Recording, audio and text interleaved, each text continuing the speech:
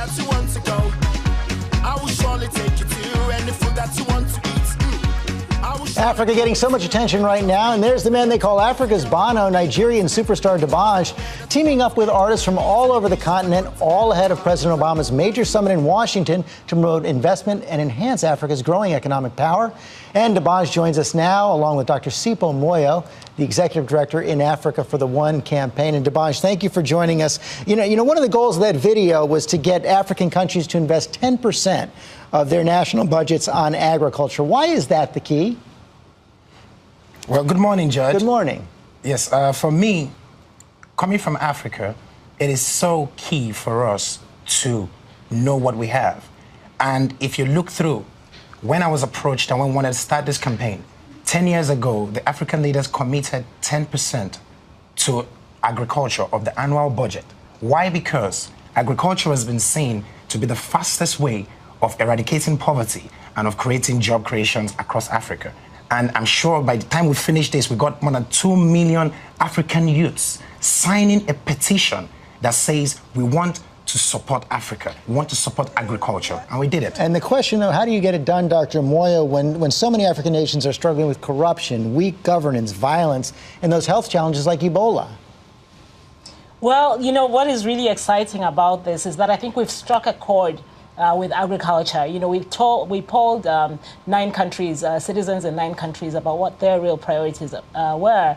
And one thing we heard from African citizens is that it's important for their leaders to invest in agriculture. So I think this whole campaign really struck a chord. And because it's coming from the citizens, the pressure is coming from African citizens, I think that's what has really made this a very different kind of campaign, and one which they will keep, commitments on. So I think that's really what it is that, you have citizens saying to the leaders, you need to keep this commitment, and that's what is going to make it stick. And Banj, what do you hope to hear from President Obama at this summit this week?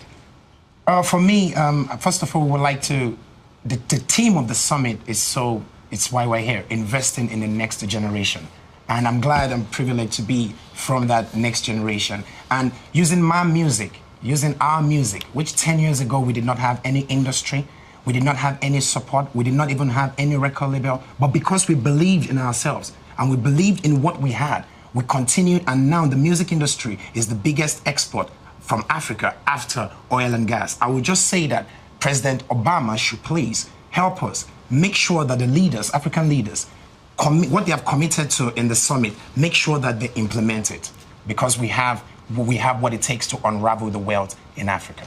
And again, on that theme, George, if I may come in there, another thing that's really exciting, because this is about investing in the next generation, we're looking forward and hoping that, the key discussions among the leaders will be around agriculture, because that's really sort of the biggest potential for moving the most number of people out of poverty at the same time, as well as talking about energy, because that's what is holding back development in Africa. The lack of energy really holds back and, hampers, education, health, and particularly agriculture. So it will help really if they can have focus around those two conversations and investing in those issues in order to unlock the potential for economic advancement on the African continent. So we're really excited. Good luck with that this week. Thank you both for joining us.